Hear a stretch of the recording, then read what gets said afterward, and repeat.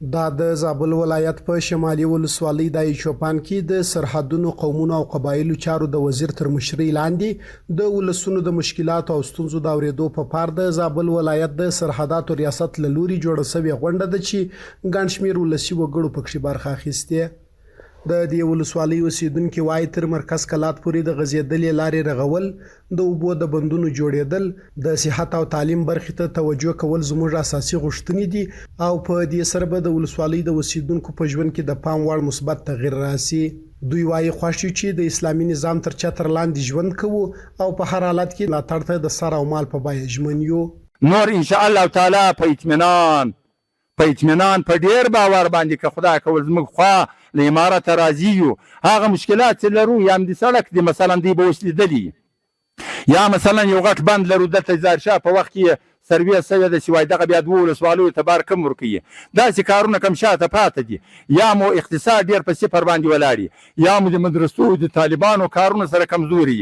لله الحمد هغه هم وایو په قانع یو چې امارت اسلامي په اندازه د خپل طاقت باندې له موږ سره همکاري کوي. موږ چې ته ضرورت لرو صاحب، موږ دغه لاره چې ولسوالي او بیا ته ولایت ده، دغه لار باندې په زرهاو نقلیه وسایل په شواروس کې تګ او راتګ کوي.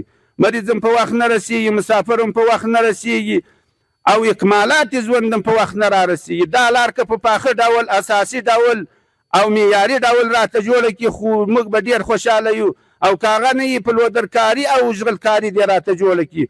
په جوړه شوې غونډه کې د سرحدونو قومونو او قبایلو چارو وزیر ملا نورالله نوري د ولسونو ستونزې پر ځای وبللې او ویل چې د دوی ستونزو ته به د توان تر حده رسیدګي کیږي او هغه ستونزې چې د سرحداتو وزارت اړوند نه دي تر اړوند مسؤلینو او د مشرتابه تر لوړ مقامه به یې رسوي.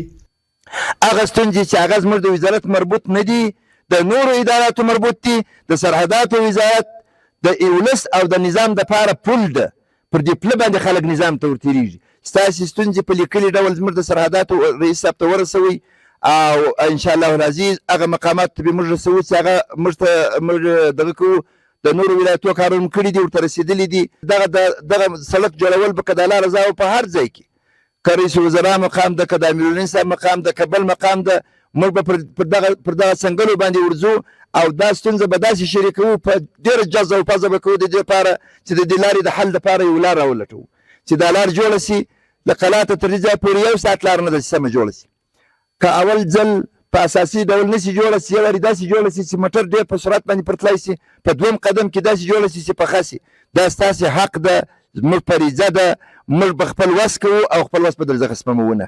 د یادونې وړ ده چې د دایچوپان ولسوالۍ اوسیدونکو د تیر 20 کلن اشغال پر مهال ډېرې سختۍ ګاللې او اوس د ډېر خدمت کولو غوښتنه لري.